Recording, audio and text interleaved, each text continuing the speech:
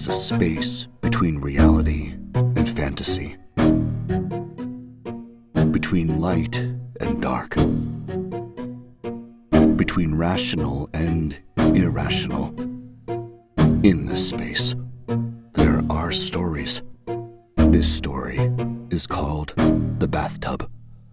Insanity is a virtue.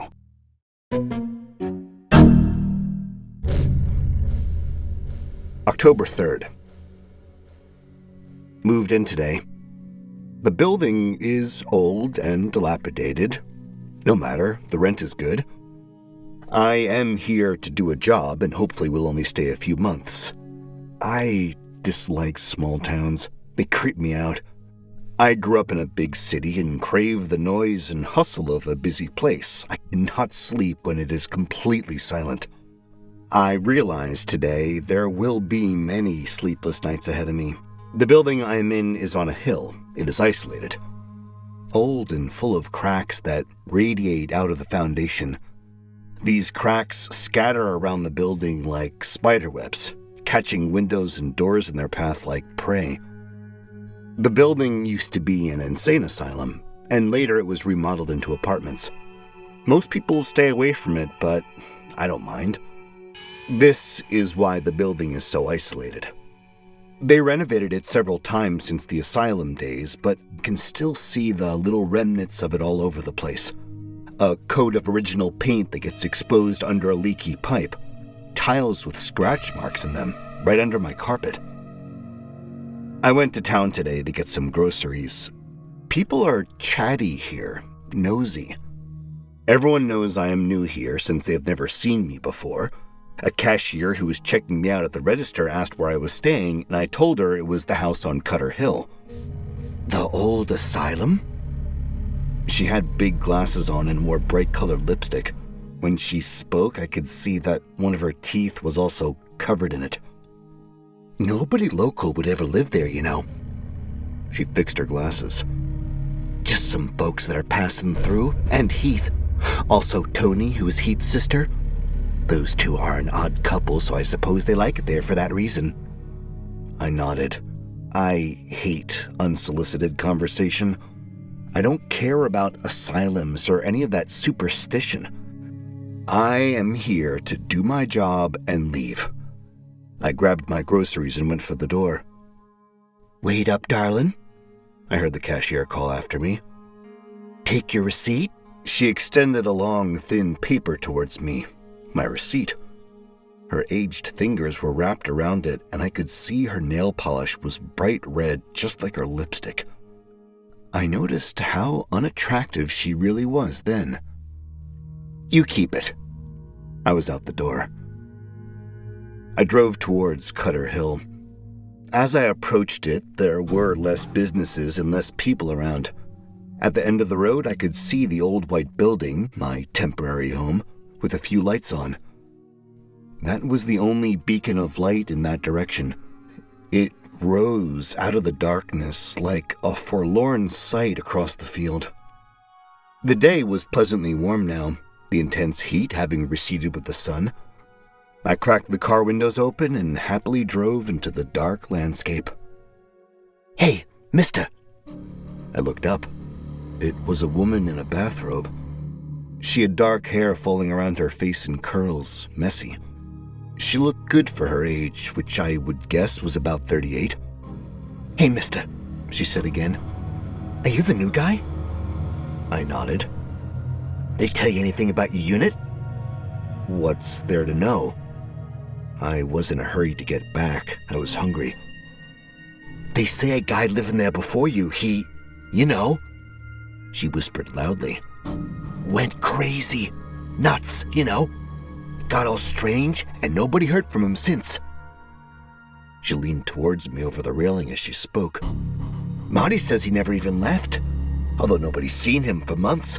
I haven't seen him at all. I only moved here 5 months ago. Divorce." Marty was the landlord. He got the building on the cheap when the asylum days were over. He hurriedly fixed the place, or should I say attempted to fix it. It was patchwork. Well, I can assure you there is nobody in my apartment now but me. Some mice, maybe. I moved on without making eye contact. Did not want to engage in more conversation. Last thing I want is to gossip with a divorcee when my stomach is begging for food. I went into my apartment, and a few minutes after I entered, I heard a loud thud of a door being closed upstairs. So that was probably Tony, the sister. I cooked up some food, put the radio on. The light in the kitchen, which was actually just a retrofitted smaller room, was bleak and probably dangerous. It was a light bulb hanging from a wire, dangling about a foot off the ceiling. Forlorn sight. The ceiling had some cracks in it. The walls were bleached white, giving the apartment a hospital feel. I could hear the floor creaking upstairs, the other tenant living above me walking back and forth, back and forth. I woke up startled. Where am I? Oh, yes, the apartment. My TV's still on. Static. What time is it? Damn, I should get to bed. I hate falling asleep on a couch. I walked into my bathroom. I love this bathroom because the original bathtub was left intact. It was much larger than regular bathtubs, resting on large, solid cast iron legs. Probably still there from the 1930s, the asylum days. Under the bathtub is all darkness. When I first got the apartment, I got on my hands and knees in front of that bathtub, and I stared into that darkness under it. Nothing. It could go on forever, and I would still see nothing. Around the bathtub, there was a track for a shower curtain. It was very similar to a track you see around hospital beds. Massive curtain would slide in and out all around it. I loved the bathtub for how large it was. You could fit at least 3 people in there. I love taking long showers, and I like all the extra room. The bathtub is what convinced me to take this apartment in the first place. I took a leak, brushed my teeth, and went to bed. It was the middle of the night, and I had work the next day. October 6th. I got back from work, tired, got home and opened a beer. A knock on the door. I stood up from the couch and opened it. My door is heavy, made of steel. The handle is rusty. I opened the door and saw a middle-aged man, plump with a mustache, dark, receding hair. "Hello, neighbor," he exclaimed. He was wearing a brown suit that looked like shit. I could see sweat stains on the jacket. The collar of his shirt was soiled and frayed. His tie was loosened and hanging limply around his neck like a dead snake. I could see beads of perspiration on this man's forehead and neck. He smelled foul. "Hi," I said simply. What does this clown want, I wondered. "Tony said there's a gentleman moved in downstairs. I tell her I will go make my acquaintance, but she says, 'Don't bother, you fool.' So I don't come here for some time. But you know what?" His face moved closer to mine. "You know what?" I thought, why not let this fellow know how good his neighbors are? Why not? So I came down. "You drink?" The man walked into my apartment and looked around. His eyes were darting from wall to wall, looking for a drink, I suppose. I went to the fridge and got a beer for the man and one for myself, twisted off the cap and gave it to him. His hands shook as he took it. "Oh, yes, my favorite," the man said, licking his lips. He tipped his head when he drank it and managed to empty half the bottle in one sip. I stood, looking at him, judging his repugnance. "So," he attempted to make conversation, "you here for long?" "Several months." I went to my couch and sat down. The man remained standing. "Oh, several months. That's too bad," he said. "Not enough good fellows around here, you know. You go to town and the folks, well, they judge you." He suddenly shuffled his foot. revealing a muddy shoe. Judging a man for just trying to make a living, imagine that? The man took another big sip of beer. He smacked his lips. What do you do for work? I sighed. I wanted to be alone that evening. There was a game on. This moron seemed lonely, so I knew it would be hard to get rid of him. I do consulting. Oil industry, mainly. I've been hired by the Red Corp. They are planning a dig here. Oh, yes, the Red Corp.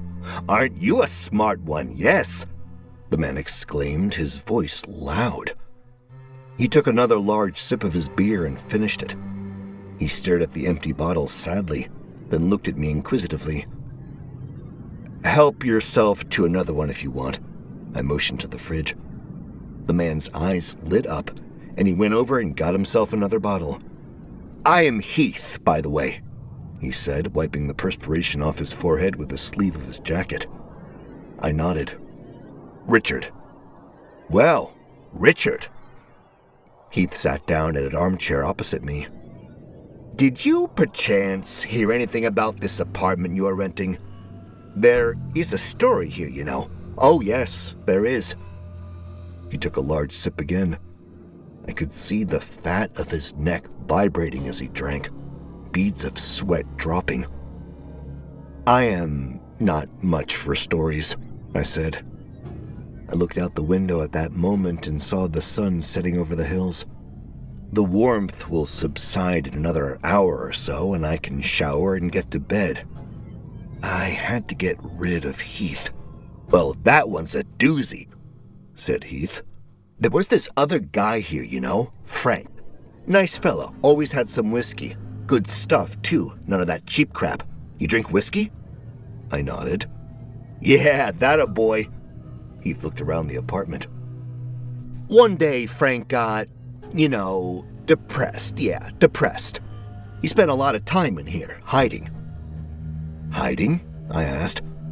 I didn't understand what Heath meant by that. Yeah, hiding. He stopped going out, stayed here for days and weeks straight. Said the pacing drove him insane, back and forth, that kind of thing. Heath coughed. I would catch him on the staircase sometimes. He would be dirty and unshaven, always in a hurry, which was strange, you see. Heath leaned closer to me now. 'Cause he was always such a neat one. Always bathing, always shaving. Never had a stain on his shirt, that one. And that's a white shirt, too. So he moved out, I suppose. He isn't here now, I can assure you. No, he ain't, that's for sure. Heath laughed, then looked around my apartment. You gotta decorate here or something. I got wallpaper and curtains all over my spot. Also, Tony keeps it nice for me. Tony always does such a good job decorating. His pale gray eyes met mine. Your place looks like a hospital room. It's strange. I don't mind, I said. I am only here for a few months. I finished my beer. Heath sprang to his feet and grabbed my empty bottle. I'll get you another one. He hurried away to the fridge where he procured another bottle for me and one for himself. He handed me mine and returned to the armchair. So yeah, I guess Frank did move out. Only where the heck did he go? And when did he move out? Nobody here seen him leave, that's for sure. I really don't know anything about Frank, I said. Well, isn't that a doozy? Heath said and took a giant sip of his beer. Listen, I said, it is so nice to meet you. I gotta work early the next day. Oh, yeah, sure. Heath was on his feet in a second. I get it, yeah. He went towards the door. I got up and walked him there. Well, I am so glad we met, Heath said. I am just upstairs. If you need anything, you just call on me. I am sure we will see each other, I said as I opened the door.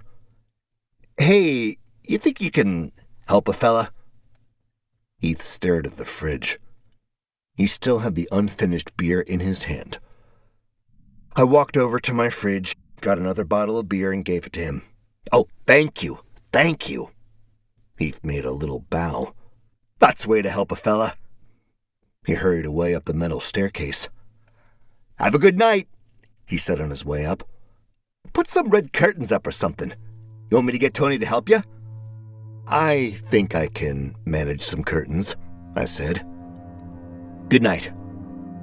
I slammed my big, heavy steel door shut. On the next episode of The Bathtub. Suddenly, I heard a loud thud. Is that somebody in the hallway? I stood, listening, my head slightly cocked to the side, frozen. Another sound. This time sounded wet, like someone splashing. This was definitely coming from my apartment.